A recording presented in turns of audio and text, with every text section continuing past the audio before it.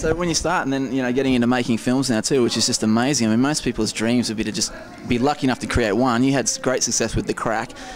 How did that one come about for you? I went to Montreal and I did the comedy festival there, and there was a guy called Bashar Sabib who was a filmmaker, and he asked me to be in his film, which he said you won't get paid for, but I thought it was a great experience. So we shot a film in 15 days, and he really inspired me. He took it from that level of talking about a film just to actually making it, and I just watched that.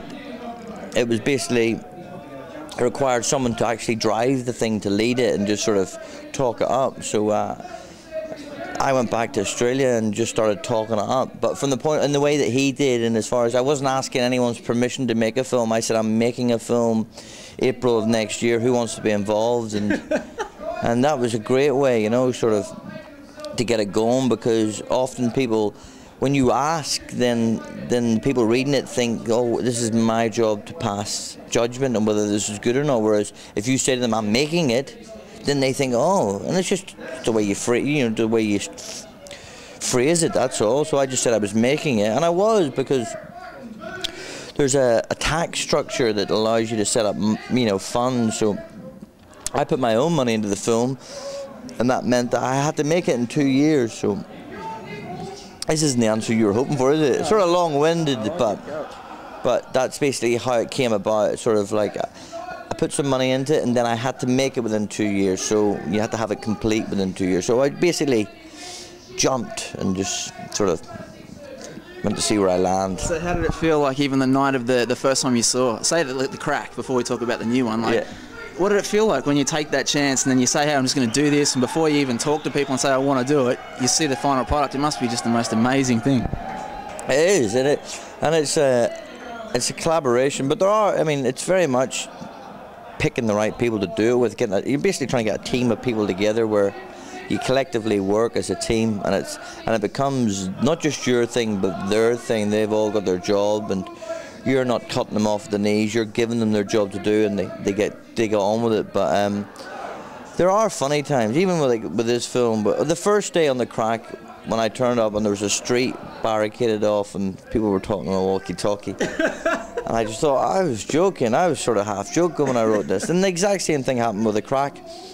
Or the extra, I turned up, and you know, there's searchlights and loads. You know, there's like 450 extras, and I'm thinking, that's awesome, man. So do you feel as though, I guess the question is, do you think you're living your dream, or if not, what is it for you? What's like the grand plan? Because you're certainly achieving some incredible stuff now, isn't it? No, it's good. I'm just sort of going with it, and still doing stand-up, still backstage and little dives in Broadbeach. I love it. I love stand-up. Love it more than anything. It's the best thing. I shouldn't really say that before the gig. They might lynch me. Right. I could walk off and go, there's a bastard. I think you're going to go all right, but you know, I mean, the dream for you, what would it be to live the ultimate for Jimeoin? What would it be? To have something to do. Always have something to do. That's the best thing. Even when one job comes to the end, start thinking of something else, because when you get something in your hands, the glimmer goes. It's always the next thing. That's the best thing. Okay. Do you look back at I mean, when you came to Australia from Ireland, how old were you? 2. No, I was 22. Right. Now, did you know many people in Australia?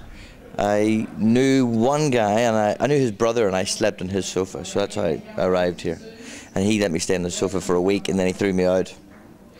And there was another guy on the sofa, and he threw him out 2 weeks later, and he still goes on about it. He goes, why did I throw you out? I picked the wrong guy. You started kicking goals. I chucked you out. But that's an interesting thing, isn't it? To like pack up your life in one country and swap it for another. I was in London for 4 years, so I had enough of that, to be honest. I didn't like the climate, and I was going to migrate because it's the Irish thing to do, and I was looking for somewhere to go, so I thought of America, and a friend of mine went to San Francisco, and I didn't really want to go to San Francisco or LA or New York, and it was a bicentennial year, 1988, so it's the power of television. I decided to come to Australia. So you rocked up, you knew someone's mate, and that was it. Just it all began from there. Yeah. I stayed. And Was it hard to make friends at first for you? No, because you know when you tell, I told everyone, even for the first couple of years when I was here, I told people I just arrived in Australia that day. And when you tell someone you've arrived in the country that day, they feel like an ambassador for the country, and they go, "Oh, welcome to Australia." So I kept that up for a couple of years. I just arrived today in Australia. Welcome to Australia. So that was the easy way of meeting people, and luckily they like the Irish in this country. So you're off to a good start with your accent. Jimeoin, thank you for the chat tonight, mate. Have a great show. See you soon. Good on you.